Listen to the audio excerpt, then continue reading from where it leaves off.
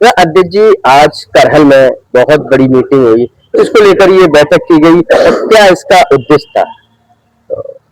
सबसे पहले हम आपका धन्यवाद देना चाहूंगा, साथ ही आपके चैनल के माध्यम से समस्त दर्शकों को नववर्ष की बहुत बहुत बधाई एवं शुभकामनाएं देता हूं। साथ ही जो प्रश्न किया है कि ये मीटिंग क्यों रखी, तो इसका उद्देश्य है समाज में समरसता लाना। क्योंकि आज जो दिन है वो बदलाव का दिन है, नए वर्ष की शुरुआत आज से होती है, पुराना वर्ष हमारा संवत्सर वो खत्म हो रहा है। तो ऐसे ही हम पुराने विचारों को, कुत्सित विचारों को, बुराइयों का पटाक्षेप आज से करते हैं और नई योजनाओं के साथ हम कैसे राष्ट्र को दिशा दे पाए, हम कैसे आदर्श राष्ट्र बना पाए। तो ये हमारी मीटिंग जो हुई है, सभी बुद्धिजीवी जहां उपस्थित हुए हैं वो इस पर चर्चा की गई है। अच्छा सर, क्या लगता है ऐसी मीटिंगें समाज में नया संदेश देती हैं? बिल्कुल, जहां बुद्धिजीवी होंगे, प्रोफेसर होंगे, डॉक्टर्स होंगे, इंजीनियर होंगे, प्रिंसिपल होंगे और ऐसे लोग जब सहभागिता करेंगे, निश्चित रूप से देश में बदलाव आएगा। संस्था की क्या जरूरत पड़ी, क्यों पड़ी आपको जरूरत? इसलिए जरूरत पड़ी है कि आप देख रहे हैं कि चाहे हम देखें कि भाषा के नाम पर लोगों को, देश के नाम पर लोगों को, जात के नाम पर लोगों को, धर्म के नाम पर बांटा जा रहा है। आज लोगों के अंदर नफरत आ चुकी है। मुझे लगता है कि अराजकता, अश्लीलता हद से ऊपर हो चुकी है और आवश्यकता इसलिए बढ़ गई कि जब मैं देखता हूं कि चाहे वो नेता हो या अधिकारी हो, अशिष्ट बोलेगा, अभद्र बोलेगा, उसका प्रमोशन होगा और जो अच्छे लोग होंगे, शिष्ट होंगे, वो बेचारे आज चुप बैठे हैं। इसलिए आवश्यकता पड़ गई। मेरा प्रयास है कि पूरे देश में ऐसी संगोष्ठी करें, बुद्धिजीवियों को जोड़ें, तो समाज को समरसता, एकता का संदेश दें और राष्ट्र की एकता, अखंडता को बचाए रखें। क्या आपका संगठन गांव-गांव जाकर लोगों को जागरूक करेगा या गोष्ठी करेगा?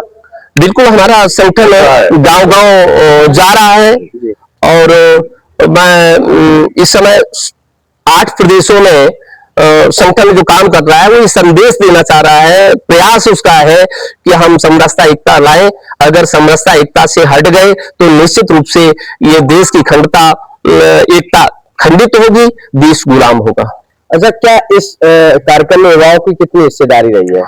हाँ, इस युवाओं में जो हम जितनी उम्मीद करते थे नहीं हो पाई, कम रही, लेकिन आगे मुझे आश्वस्त किया है कि युवा आगे आएंगे और देश को एक नई दिशा। क्या कहना चाहेंगे युवाओं के लिए? देखो, मैं तो मानता हूं कि युवाओं से ही देश बदलता है, क्योंकि जोश तो उनमें है, बस केवल थोड़ी समझदारी आनी है। वो प्रबुद्ध लोगों के साथ जुड़ेंगे, समझदारी आएगी और वो समाज ही नहीं बल्कि एक देश को नया संदेश देंगे और बदलाव लाएंगे। ठीक है। आप वो संगोष्ठी कर रहे हैं, वहीं एक तरफ हिंदू सम्मेलन हो रहे हैं, इस पर क्या कहेंगे? हाँ, वो लोग अपने हिसाब से हिंदू सम्मेलन कर रहे हैं, लेकिन मैं तो मानता हूं और समरसता का इसीलिए आवश्यकता पड़ गई कि वो कुछ लोग बांटना चाह रहे हैं। मैंने अभी जो कहा है कि कुछ लोग समाज को बांटना चाह रहे हैं, तो मैं जो कहना चाहूंगा कि किसी भी समाज का हो, किसी भी जात का हो या किसी भी धर्म का हो, धर्म संप्रदाय से देश नहीं चलेगा। देश चलेगा समरसता से, एकता से, अखंडता से। अगर हम जातीयता में आ गए तो निश्चित रूप से देश बटेगा और बटेगा तो हम गुलामी की तरफ जाएंगे। जी, बहुत धन्यवाद।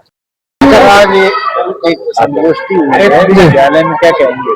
जी, पहले तो आपको नए संवत्सर की, आपको और आपके चैनल को बहुत बहुत शुभकामनाएं। ये संगोष्ठी अभी जैसा कि आपने पहले सुना आदरणीय आचार्य जी को, समाज में तमाम तरह की जो अव्यवस्थाएं हैं, तमाम छोटी छोटी मानसिकता को लेकर के उनको दूर करने के लिए हुई। समाज जागरूक बने, अच्छे लोग आगे आए और समाज में अच्छाइयां पनपे। इसके लिए आज स्कूल चलाते हैं, क्या ऐसी गोष्ठी स्कूल में या कार्यक्रम कराएंगे? मैं तो इस तरह की बातें करता ही रहता हूँ। बच्चों में जो भारतीय संस्कृति की बातें, समाज की एकता की बातें बच्चों तक पहुँचती है तो बच्चे आगे निश्चित रूप से अच्छे बच्चे बनते हैं। जी, हुई है, उसका क्या उद्देश्य रहा? आज संगोष्ठी का उद्देश्य ये था कि हमारे समाज में जो युवा भटक रहे हैं और शिक्षाविहीन हो रहे हैं और आपस में जो लड़ाई झगड़े कर रहे हैं, माता पिता का सम्मान नहीं कर रहे हैं, उस चीज को ऊंचा उठाने के लिए या उन सही रास्तों पर चलाने के लिए इस संगोष्ठी का उद्देश्य था। और इससे समाज में ये संदेश जाए कि हमें अपने बुजुर्गों का सम्मान करना है और बुजुर्गों के साथ मिलकर के रहना है, हमें उन्हें वृद्धा आश्रम में नहीं भेजना है। इससे समाज में एकता अखंडता आएगी और जिसको बनाए रखने के लिए हम सब लोग इकट्ठे हुए हैं और जिसकी हमारे समाज में अति आवश्यकता है। अच्छा, कुछ स्कूल के जो शिक्षक हैं वो भारतीय संस्कृति को छोड़ रहे हैं, तो किस तरीके से आपका ये संगठन उन विद्यालयों में जागरूक करेगा? विद्यालयों में जाने का मतलब देखिए एक है, जैसे अभी हमारे बाबा रामदेव जी ने वैदिक शिक्षा बोर्ड चलाया है, भारतीय शिक्षा बोर्ड, तो इसका मतलब यह है कि हम वेदों की तरफ लौटे और वेद की शिक्षा जो हमारे राम ने कृष्ण ने ग्रहण की थी, उन्होंने अपने माता पिता का आदर किया था, वो कहां से किया था? आश्रम में शिक्षा पा करके। तो जब ऐसे स्कूल होंगे, जब ऐसे लोग होंगे, तो हमारे स्कूल ठीक से चलेंगे और बच्चे भी अपने ठीक पथ पर चलेंगे। आज जो संगोष्ठी हुई है इसमें क्या कुछ विचार? मानव कल्याण सेवा समिति के तत्वाधान में आयोजित ये संगोष्ठी संदेश देती है कि हम युवाओं में अच्छे शिक्षा और संस्कार दें ताकि वो आने वाले भविष्य को, आने वाले भारत को बहुत सुदृढ़ बनाया जा सके।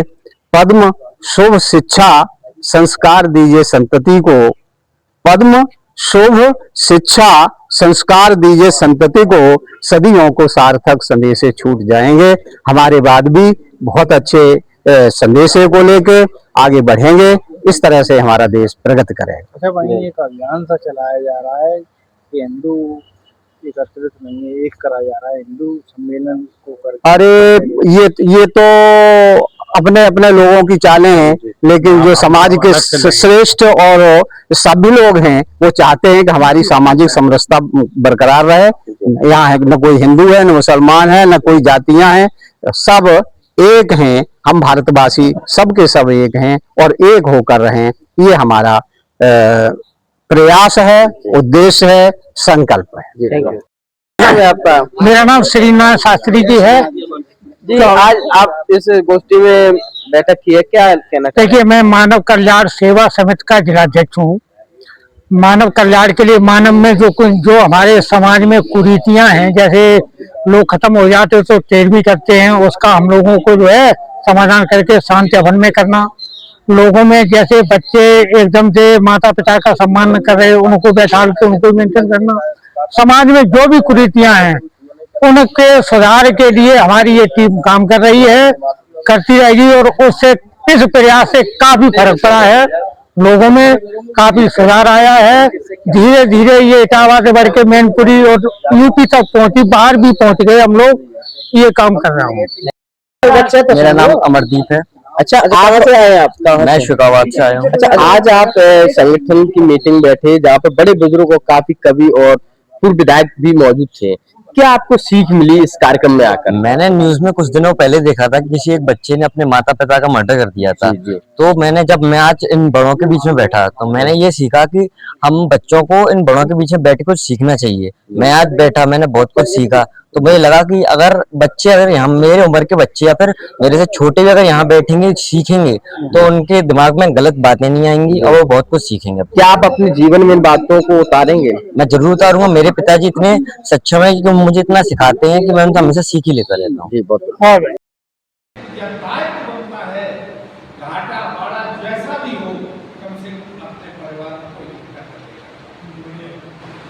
जब आप अपना परिवार इकट्ठा कर लोगे तो निश्चित रूप से दूसरे परिवार को इकट्ठा करने में कामयाब होंगे। जी, तो हमारे समाज की कहा था लोग बैठ गए। सही बात ये है कि जो आज से 20 साल पहले या 25 साल पहले जनता थी, वो जनता भी है, उसमें बदलाव है, नेताओं में भी वो बदलाव है। नेता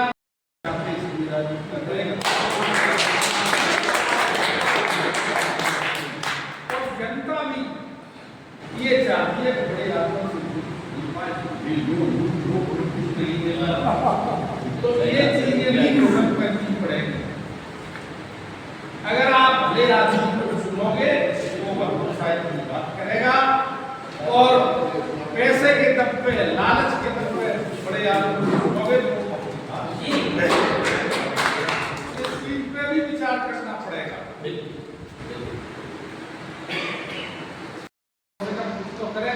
अब होता क्या है कि कोई चुनाव देख लो, प्रधानी हो रही है, 2-2 करोड़ रुपए लोग खर्च करते हैं। अब जो आदमी अपने घर से 2 करोड़ रुपया खर्च करेगा तो बेईमानी नहीं करेगा और क्या करेगा? समाज सेवा के लिए जो 2 करोड़ खर्च कर रहा है वो अपने घर बेच के खाएगा, तो वो निश्चित रूप से बेईमानी करेगा। तो बेईमानी कौन करवा रहा है? लोग करवा रहे हैं।